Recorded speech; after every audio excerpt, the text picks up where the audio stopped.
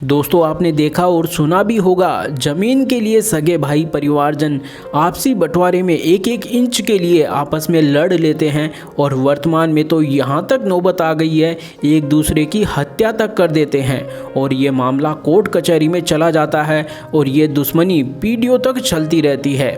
दोस्तों अगर आपके परिवार में भी ऐसा है तो एक बार इस वीडियो को ध्यान से सुनिएगा। दोस्तों इस वीडियो के अंत में हम आपको ऐसा चमत्कारिक उपाय बताने वाले हैं जिसको करने मात्र से ही अगर आपका ज़मीनी विवाद कितना ही पुराना क्यों ना हो, कुछ ही दिनों के भीतर आसानी से सुलझ जाएगा। दोस्तों इसके लिए पूरा वीडियो आपको ध्यान से सुनना होगा। अक्सर आपने देखा होगा ज़मीन की ये लड़ाई तब होती है जब समय रहते माता पिता अपने पुत्रों की ज़मीन का बंटवारा नहीं करते या फिर भेदभाव करते हैं, एक को ज़्यादा ज़मीन तो दूसरे को हिस्से की कम ज़मीन देते हैं। वहीं दूसरी ओर ये लड़ाई बच्चों की शादी होने के बाद ज़्यादा देखी जाती है। लोग न केवल अपने हिस्से की ज़मीन लेकर खुश होते हैं बल्कि अपने भाई की भी ज़मीन हड़पना चाहते हैं। दोस्तों आप भी ऐसी समस्या से गुजर रहे होंगे। आज की युवा पीढ़ी अपनी जवानी के जोश में अपने होश खो बैठी है। जो मुद्दा शांति से बैठकर सुलझाया जा सकता है उसको शांति से ना सुलझाकर अपने ही सगे भाइयों संबंधियों की जान के दुश्मन बन जाते हैं। दोस्तों हकीकत यह भी है कि जो दूसरे के हक की ज़मीन को हड़प लेते हैं वो ज़मीन कभी आपको खुश नहीं रहने देगी, क्योंकि उस ज़मीन में बद्दुआएं समाई रहती है। यहाँ तक देखा गया है ज़मीन हड़पने वाले व्यक्ति का जीवन दुख में बन जाता है, उनकी संतानें गलत रास्तों पर चलती है और अंत सदैव उनका बुरा होता है। दोस्तों अब जरा ध्यान से सुनिएगा।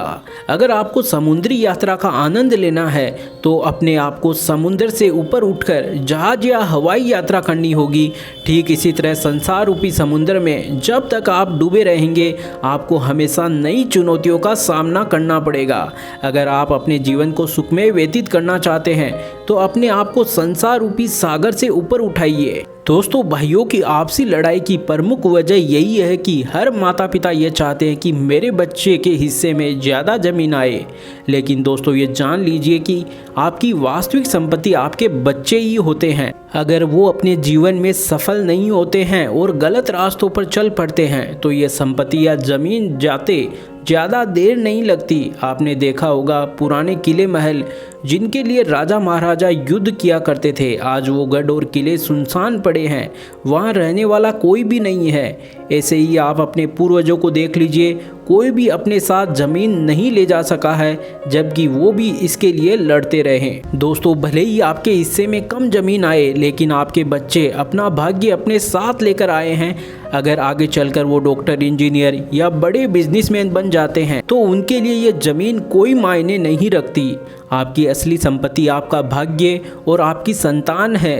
भाग्य को कोई नहीं छीन पाया है। दोस्तों मरने के बाद तो पता नहीं क्या होगा, लेकिन कभी कभार अपने को जीते हुए भी मरने की कल्पना करनी चाहिए और ये विचार करना चाहिए ये ज़मीन, ये संपत्ति सब कुछ यहीं रहने वाला है।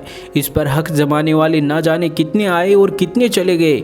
ये ज़मीन आज तक ना किसी की हुई है और ना किसी की होगी। यह ज़मीन हम सभी को केवल उपयोग में लेने के लिए परमात्मा द्वारा दी गई है। जहाँ तक हो सके आपसी ज़मीनी विवाद को आपस में समझा बुझाकर सुलझा लीजिए। समाज के अच्छे इंसानों का सहारा लीजिए। विवाद की प्रमुख वजह आपसी बराबरी करना है। दोस्तों यह हो नहीं सकता कि सामने वाला आपकी पूरी ज़मीन ही हड़प ले, और अगर ऐसा होता है तो आप कानून का सहारा भी ले सकते हैं। दोस्तों अब इसके साथ ही हम आपको एक ज़बरदस्त उपाय बताने वाले हैं जिसको करने से कितना भी पुराना ज़मीनी विवाद हो आसानी से सुलझ जाएगा। दोस्तों हमारे मन में अथाह शक्तियाँ भरी हुई है और हम अपने विचारों के प्रभाव से दूसरों के विचारों को भी बदल सकते हैं। दोस्तों सुबह जब बिस्तर पर आपकी आंखें खुले और शाम को जब आप सोने वाले होते हैं तब सामने वाले की तरफ अपने अच्छे विचार भेजिए। अगर आप अपनी जगह सही है और केवल अपने ही हक को पाना चाहते हैं तो ये उपाय काम करेगा। आपको सामने वाले व्यक्ति के मन से जुड़ना होगा। दोस्तों आपको यहाँ बुरा नहीं सोचना है। हर इंसान के अंदर आत्मा का निवास होता है जो परमात्मा का अंश है। भले ही ऐसे वातावरण के कारण सामने वाला व्यक्ति बुरा हो सकता है, लेकिन परमात्मा का अंश होते हुए उसके अंदर अच्छाइयाँ भी समाई रहती है। आपको सुबह शाम विचार करना है कि सामने वाला व्यक्ति आपके पास बैठा है। अब आप इसको परमात्मा का अंश आत्मा देखते हुए बोलिए कि आप और हम सगे भाई हैं और परमात्मा की संतान है। आप बहुत समझदार है और महान है। आप कभी अन्याय नहीं कर सकते और कल्पना करिए कि आपके भाई ने ज़मीन का सही बंटवारा कर दिया है और परिवार के सभी सदस्य खुश हैं। दोस्तों, इस उपाय को आप 11 या 21 दिन करके देखिए किस तरह से चमत्कार होता है। हजारों लोगों ने इस उपाय को आजमा कर देखा है और काफ़ी वर्षों से चल रही ज़मीनी विवाद भी आसानी से सुलझ गया। दोस्तों, अगर वीडियो अच्छा लगा तो इसको लाइक करिए, शेयर करिए। धन्यवाद।